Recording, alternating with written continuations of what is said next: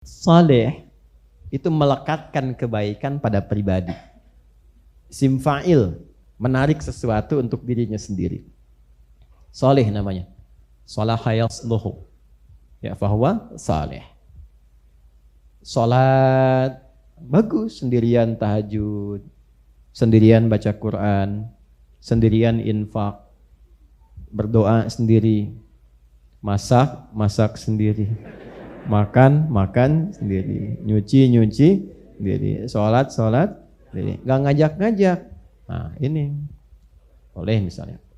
Ini contoh dasar ya, contoh dasar dulu. Maksudnya saya ingin bedakan kata ya, bukan membentuk makna umum yang ada dalam Quran, bukan.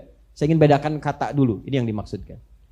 Tapi kalau kita ingin mewariskan, men-share kebaikan ini sehingga auranya terasakan oleh orang lain, ya, maka berubah namanya dari saleh jadi muslih.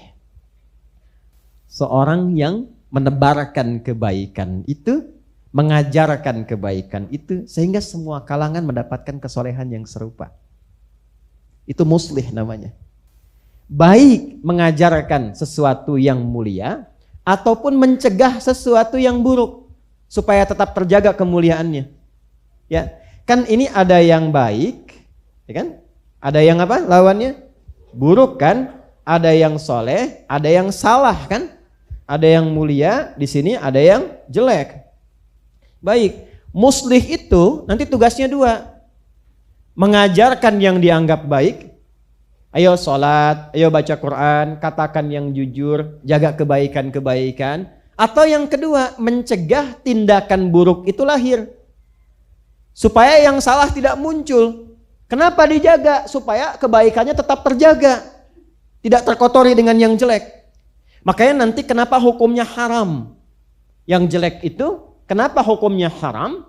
Ya dari kata hurmah asalnya, seakar dengan kata hormat. Kenapa muncul hukum haram? Untuk menjaga kemuliaan seorang hamba sehingga tetap tampil terhormat. Sebab ketika hamba itu mengikuti perbuatan yang jelek, maka akan runtuh kehormatannya di hadapan Allah dan manusia. Contoh begini, maaf, ada misalnya seseorang korupsi. Ya kenapa dilarang untuk korupsi? Bukan hanya melanggar hukum, tapi bisa meruntuhkan kehormatan. Dan kadang-kadang keruntuhan ini bisa terwariskan. Makanya saya sering sekali cerewet. Jangan sampai para ayah mencari harta yang haram. Sebab kalau sudah berkeluarga bukan hanya Anda yang kena. Anak Anda pun akan kena bagiannya. Bapak mencuri, anak bisa yang dibully. Gitu. Bapaknya korupsi, anaknya yang kena teror. Apa salah anaknya? Terbawa, terwariskan. Karena itu muncul hukum haram dari kata hurmah untuk menjaga kehormatan. Jangan mencela, sebab ketika mencela turun kehormatan Anda. Coba keluar dari sini seorang pendiam, tiba-tiba datang keluar marah-marah cela orang. Anda pasti akan bertanya, kenapa ya orang itu? Gak nyangka ya, padahal nyangka tuh. Kan? Orang yang bilang gak nyangka itu sedang nyangka sebenarnya. Ya kan? Gak nyangka ya, nyangka tuh. Paham ya? Nah, ini gambarannya. Muslih. Jadi muslih itu sudah memperbaiki. Nah, Nabi itu ketika diangkat menjadi rasul, naik statusnya dari saleh jadi muslih. Kalau menerangkan yang mulia, semua sepakat karena orang mulia. Tapi mencegah yang tidak mulia, ini yang kemudian mendapatkan tantangan-tantangan yang tidak mudah. Ada penolakan. Ya kan? Bukan hanya penolakan. Ada pertanyaan-pertanyaan yang kasar. Kalau logis masih biasa dijawab dengan ilmu. Ini sudah nggak logis, nuduh dan kasar. Dan akhirnya melupakan semua kesolehan yang sudah disepakati. Nah ini sudah fitrah pertama. Jadi kalau kita baik, semua akan menerima. Tapi kalau kita ingin mengajak orang baik, pasti akan mendapatkan tantangan. Ya, ayah baik, alhamdulillah. Tapi ingin mewariskan kebaikan pada istri dan anak-anak, belum tentu berjalan mulus dengan apa yang kita harapkan. Mungkin ada waktu, ada kebiasaan yang harus dirubah. Ayah ingin meninggalkan dari riba. Sementara di rumah kelihatan taraf hidupnya sudah merasa nyaman dengan riba. Belum tentu ketika ngobrol ke istri langsung sepakat. Kita kan udah biasa naik mobil, Pak. Saya takut besok kalau ini ditinggalkan naik beca. Misal, gitu kan? Tidak mudah. Ya. Nah, ini kalimat-kalimatnya yang tidak mudah. Anak-anak dan sebagainya. Jadi selalu memperbaiki itu akan selalu ada tantangan. Apalagi kalau itu dibawa keluar.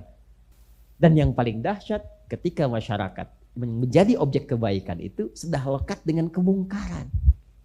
Ini yang tidak mudah. Maka apa gambarannya? Takut apa yang sudah biasa didapatkan akan hilang.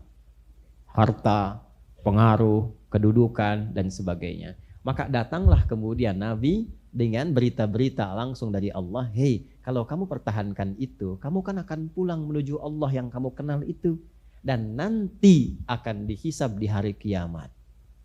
Maka hebohlah mereka. Apa memang akan terjadi kiamat?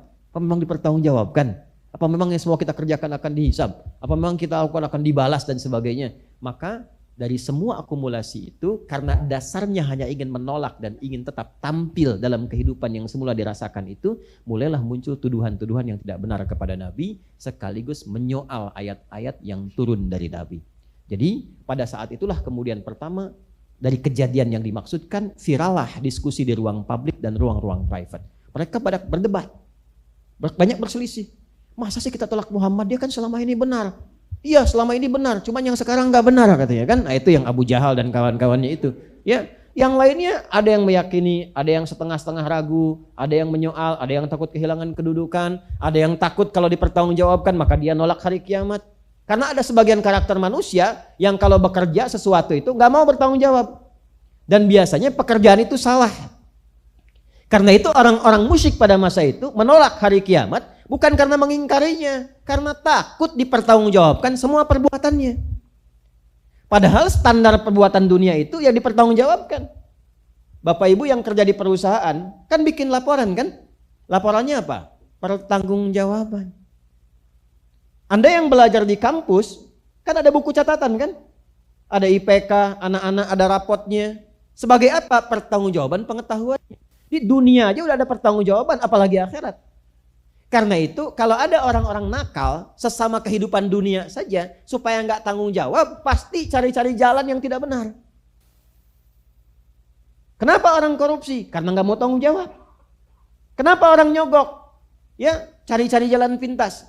Kadang di bawah meja karena takut ketahuan dan minta dipertanggungjawabkan. Makanya kan bahasa polisi, Anda harus pertanggungjawabkan perbuatan Anda nanti di persidangan. Dan persidangan akhirat itu lebih dahsyat. Kenapa orang itu memberi di bawah meja? Konon sekarang dengan meja-mejanya ya. Berarti setannya itu lebih dahsyat dibandingkan zaman dulu. Ya kan?